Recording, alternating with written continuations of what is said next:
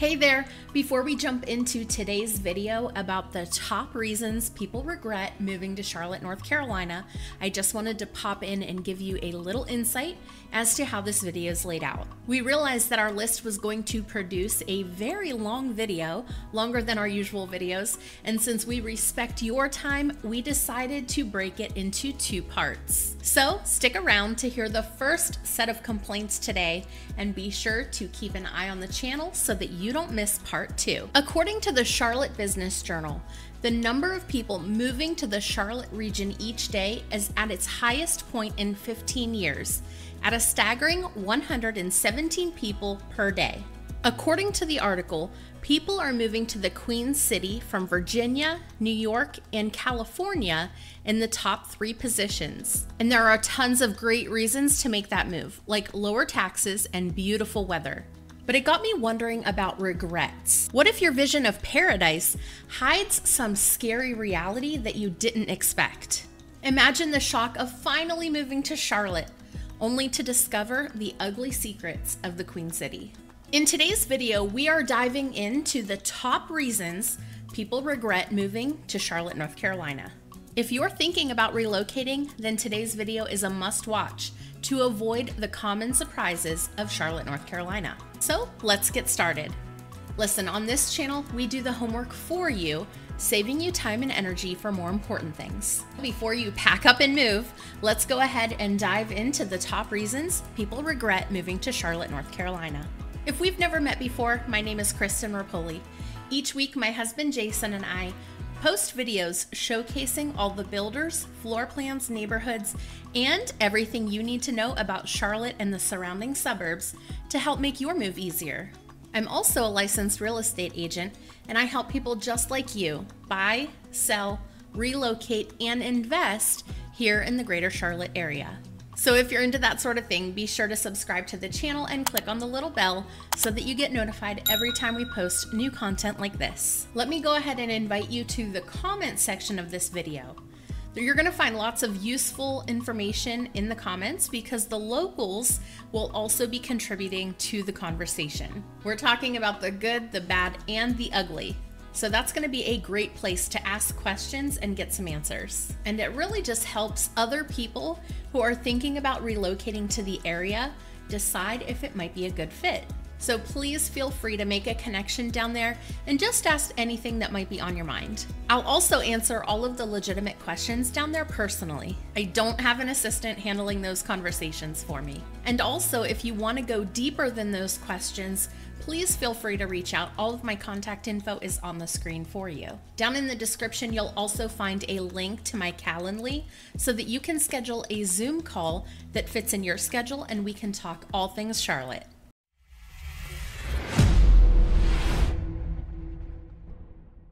But let's get into this video. With all of the wonderful things to love about Charlotte, North Carolina, now's the time to keep it real.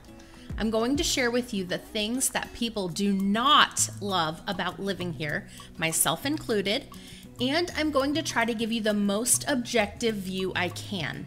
Obviously, I am biased. I live here, but I'm not going to lie, right? And that is the most transparent thing I can share with you. But I'm going to give you the real. This is stuff that most people don't want to talk about, and we're going to talk about it today. If you've been watching the channel for a while, you know that I am a glass half full girl. I am constantly looking on the bright side, and my videos always have a positive spin, so this one is going to be unlike any video I've ever done. Okay, truth time. Where do you go to find the ugly underbelly of anything? You got it, the comments of Facebook. We all know that social media can tend to bring out negativity like nothing else because it's easy to feel anonymous when you're on the other side of a keyboard and screen. So that's where I went to ask my fellow Charlotteans about their regrets. And boy, did they deliver.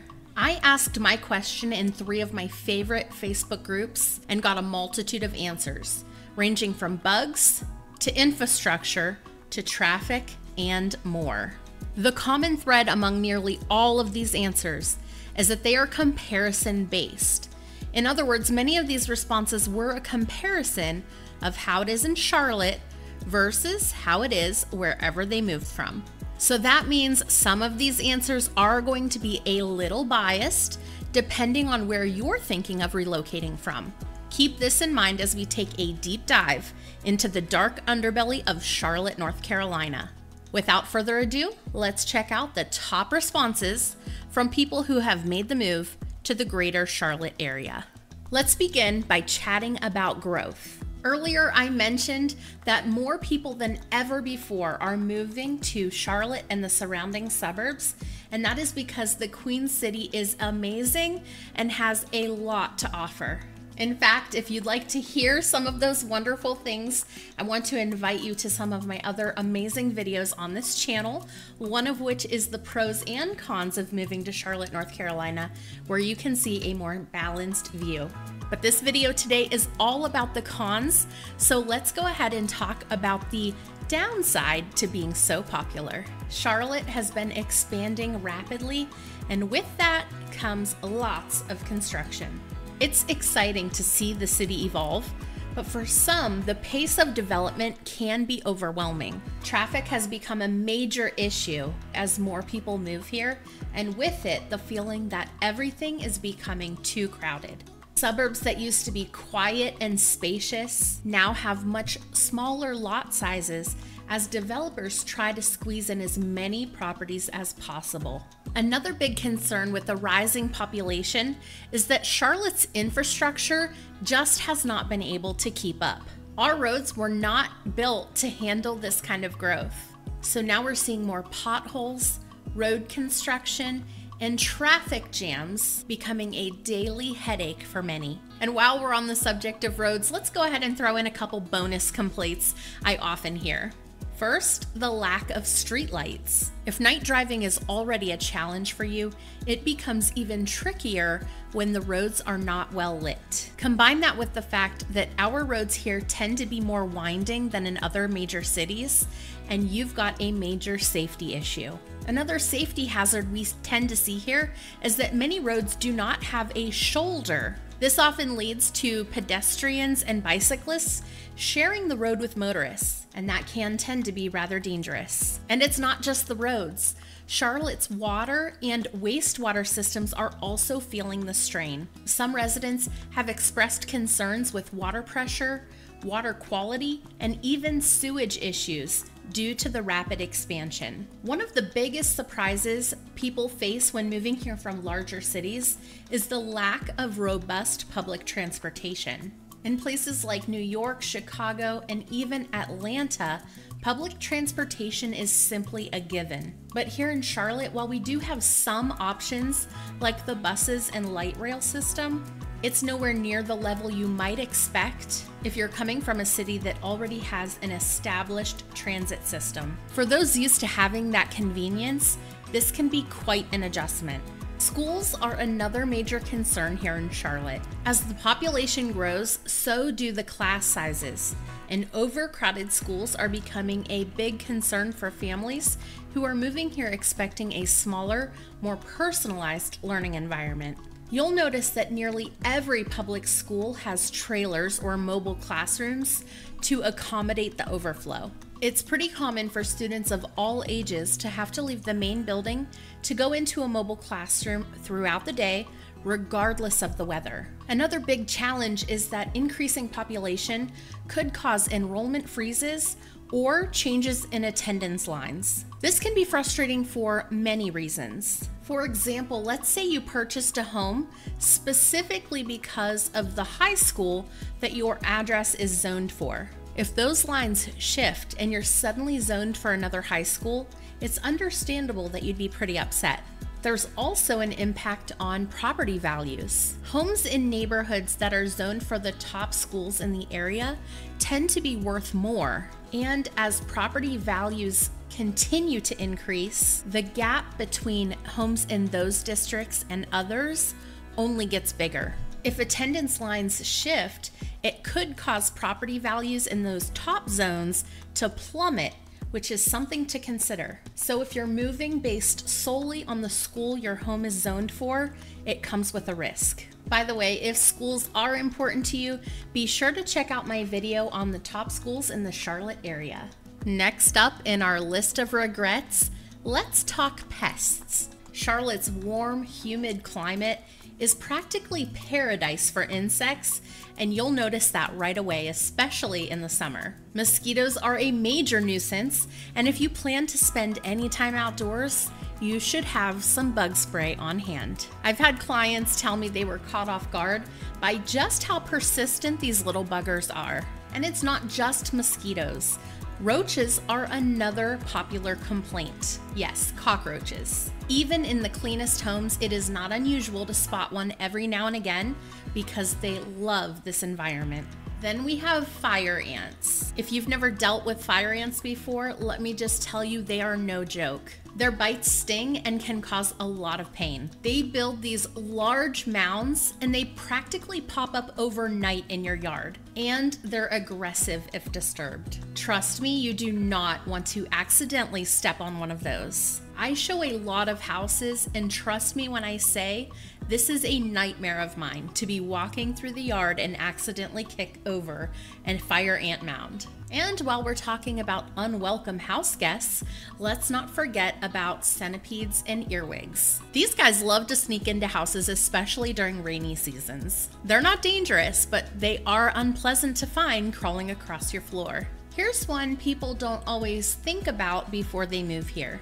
Cicadas. They aren't dangerous, but boy are they noisy. Every few years, we get a surge in their population, and if you're not used to their incessant buzzing, then it can be a little overwhelming. That buzzing is a part of summer here, and while some people get used to it, others find it completely irritating. And speaking of summer, let me just backtrack back to mosquitoes really quickly because trust me, they are relentless. Standing water, especially after a big rainstorm, can bring swarms of mosquitoes, and they are not picky about where they bite. Now let's talk about one that tends to really freak people out: snakes. Yes, we do have snakes in Charlotte. While most of them are non-venomous, like garden snakes and rat snakes, it's not uncommon to find one of these guys in your yard, especially if you live near a wooded area or if you have some overgrown landscaping. Copperheads, which are venomous, are also native to this area,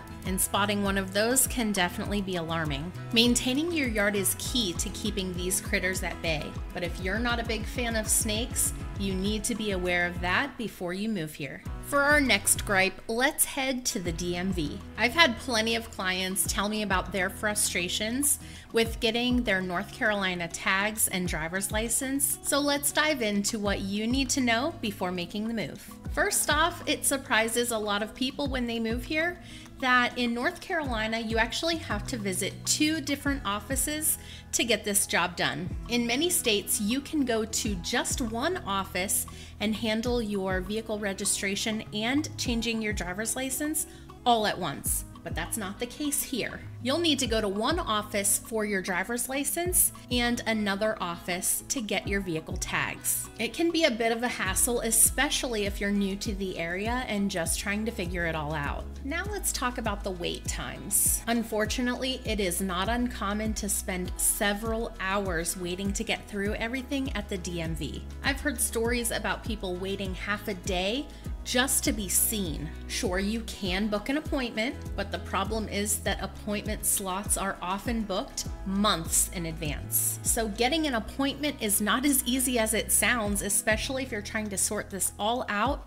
soon after you move. Another thing people don't expect when moving to North Carolina is the cost to register a vehicle here. When you get your North Carolina vehicle tags, you'll notice the bill can be surprisingly high. That's because in North Carolina, you're not just paying registration fees, you're also paying a property tax on your vehicle. Here's a breakdown of what you're paying for. There's the title fee of $66.75 for a new title. Then there's the highway use tax, which is 3% of your vehicle's value. However, it's capped at $250 for new residents. That's per vehicle, by the way. And finally, there's the plate fee, which is $46.25 in most counties. Notice there's a couple exceptions to that here. On top of that, there might be an additional county fee depending on where you live. So all of this can add up quickly. And yes, you heard that right, you're paying a property tax on your car. This surprises a lot of people moving from states where that's not the case. So when you register your vehicle, expect a bigger bill than you might have anticipated, especially if your car is newer or has a higher value. Thankfully, this is just the first year. The cost to renew goes down significantly. Next up in our list of regrets is something that surprises and frustrates many people when they make the move to Charlotte: the way the liquor stores are run in North Carolina. If you're moving from a state where you can purchase liquor from a grocery store or a privately owned liquor store, then this one might come as a bit of a shock for you. So let's dive into why the state-run system is one of the most frequent complaints I hear from newcomers. All right, here's the deal. In North Carolina, liquor sales are controlled by the state. That means if you want to buy liquor, whether it's a bottle of whiskey, vodka, or your favorite rum, you can only do so at state-owned ABC stores. These are the only places where you'll find hard liquor, and they're run by the government. So if you're used to grabbing a bottle at your local grocery store or picking up something at a privately owned shop, this might be a bit of a rude awakening. One of the biggest complaints people have about the ABC stores is the limited hours. Many of them are only open from 11 a.m. to 9 p.m. Monday through Saturday, and they're completely closed on Sundays. So if you're planning a Sunday brunch and realize last minute that you need something for cocktails, sorry, you're out of luck. This isn't like other states where you can make a quick run to the store any day of the week. And the selection can be pretty limited too. If you're someone who likes to explore new brands or try to find rare bottles, you might be disappointed. The inventory at ABC stores is regulated by the state, which means you may not find the varieties you're used to finding at private retailers. Something else that bothers a lot of people is the pricing. Because the state controls all liquor sales, there's no competition to drive prices down. You're gonna pay the same price no matter which location you go to, and the prices are set by the state. So if you're used to shopping around for the best deal, that's just not going to be an option here. It's definitely not the end of the world, but if you're coming from a state where there's a lot of variety and competition in the pricing, then this can be a bit of an adjustment. Now, to be clear, you can still buy beer and wine at grocery stores and convenience stores, so it's not all alcohol that's limited to ABC stores. But if you are looking for spirits or liquor, you're going to have to plan ahead. That's one of the reasons I always tell my clients to get familiar with the local ABC store and maybe keep a couple extra bottles on hand just in case. And before we keep rolling on this list here, I just wanted to remind you to check out the comment section of this video. This is a great place to get some perspective. You will have locals who will comment on this channel. They're gonna give you some insights, the good, the bad, and the ugly, and that's a fair place to start doing some research. I just have to caution you, some people just like to complain. Other people are genuinely trying to be helpful. So hop down there and check it out. Also, if you have any other questions, all of my contact information is down in the description, so I would encourage you to reach out. Heck, there's even a link to my calendar so you can schedule a time that works for you to join me on Zoom. The next complaint is near and dear to my heart as a realtor because we are talking about something that catches a lot of home buyers off guard when moving to the Charlotte area. I'm going to talk about two major things: North Carolina being a caveat emptor state and those dreaded due diligence fees. These are common complaints I hear from clients, so let's break down what they mean and how they will impact your home buying experience. So first up, caveat emptor. This Latin term means buyer beware, and it is a big part of transactions in North Carolina. Essentially, the responsibility for doing inspections and uncovering anything that may be wrong with the property falls on you, the buyer. Unlike in some other states where sellers are required to disclose everything, here in North Carolina, you need to be diligent and proactive. Of course, sellers here will still be required to fill out a property disclosure form, but it can be limited. It's not uncommon to see some sellers choosing no representation to answer some of those disclosure questions. That leaves the responsibility on the buyer to do their homework. Because of caveat emptor, home inspections are absolutely essential when buying a property here. You'll want to hire a licensed home inspector to check everything from the foundation to the roof, electrical, and plumbing. It's better to catch those issues early than to be surprised with something after you've already closed on a property. Trust me, I've seen many buyers regret skipping this step. Think of the inspection as your safety net. Don't underestimate its importance in a caveat emptor state like North Carolina. Just keep in mind that a home inspection is a very general look at the overall home. The home inspector is looking for red flags so that if anything comes up or looks unusual, they can encourage you to get further checks done by more specialized investigators. Think of the home inspector like a general practitioner who may or may not send you for further testing if something looks like it might be wrong. Now let's talk about something that really frustrates and confuses many home buyers in North Carolina: due diligence fees. In North Carolina, when you make an offer to purchase a property, you are typically paying the seller a due diligence fee. It's essentially money paid up front to show the seller that you're serious about buying the home, and it gives you an exclusive right to inspect the home and back out for any reason during your due diligence period. But here's the catch: this fee is non-refundable if you walk away during that due diligence period.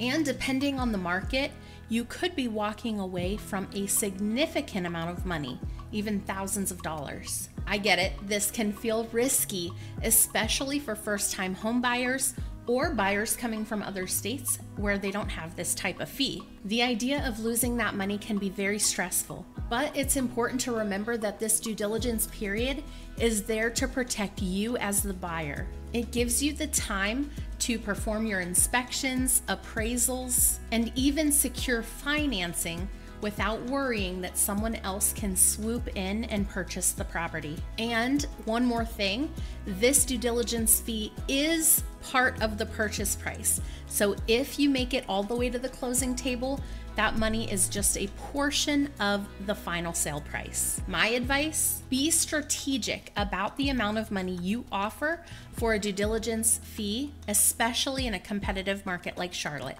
You want to make your offer stand out, but you don't want to overcommit if you're not sure about the property. Here's where working with an experienced agent really makes a difference. We can help you navigate this as you are considering making an offer on a property. We also work really hard to make sure you stay protected by encouraging you to get inspections during your due diligence period. That way, if something unexpected does come up, you can walk away even if you do lose that fee.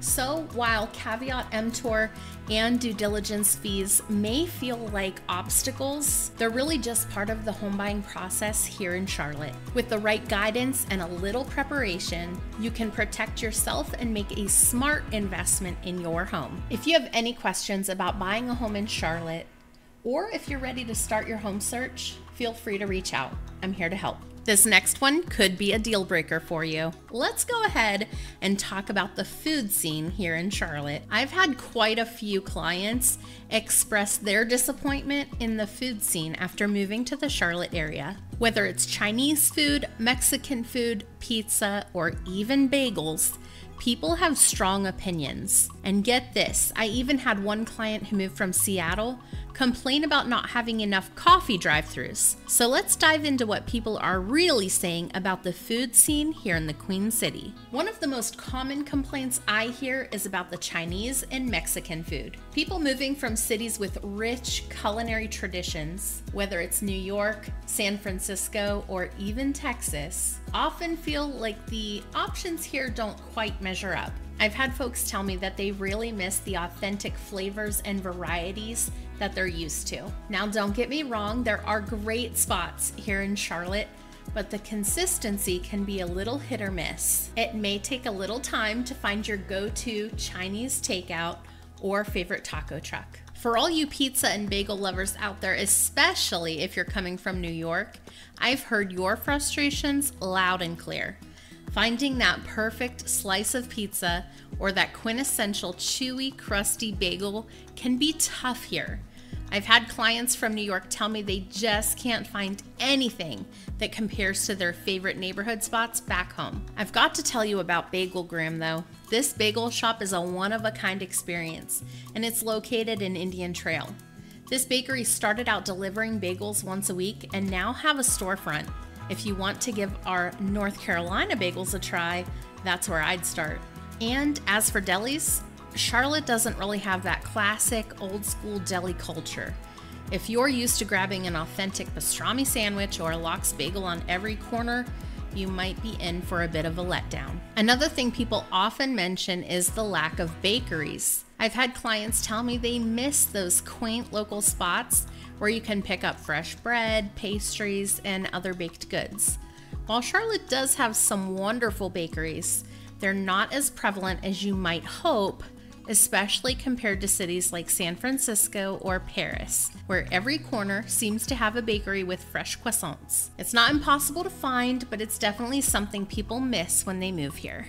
Now here's one complaint that really surprised me: a lack of coffee drive-thrus. One of my clients who moved here from Seattle was really shocked to find our lack of coffee places with drive-thrus. In Seattle, coffee drive-thrus are practically part of the culture, so it took a little bit of an adjustment. While we do have some drive-thru options for coffee, they're not as common as you might expect if you're moving from a coffee-centric city. Now, I don't want to leave you thinking that Charlotte is a food desert, because that's definitely not the case. The food scene here is growing, and we've got some amazing Southern cuisine, barbecue, farm-to-table restaurants, and more. Plus, new places are popping up all of the time as the city continues to grow. It might take some time to find your favorite spots, but trust me, they're out there. And if you're willing to explore, you're likely to find some hidden gems. Whether you're into upscale dining,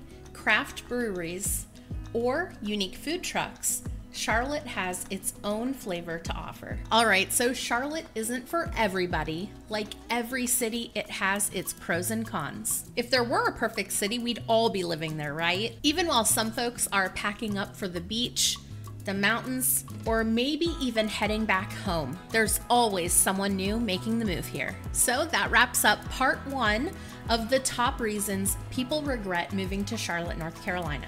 Keep an eye out for part 2, where we'll dive into more reasons people reconsider their move to Charlotte. And if this video didn't scare you off and you're still interested in making Charlotte your new home, feel free to reach out. All of my contact info is down in the description below, and there's even a link to schedule a Zoom call for a time that fits your schedule. Until next time.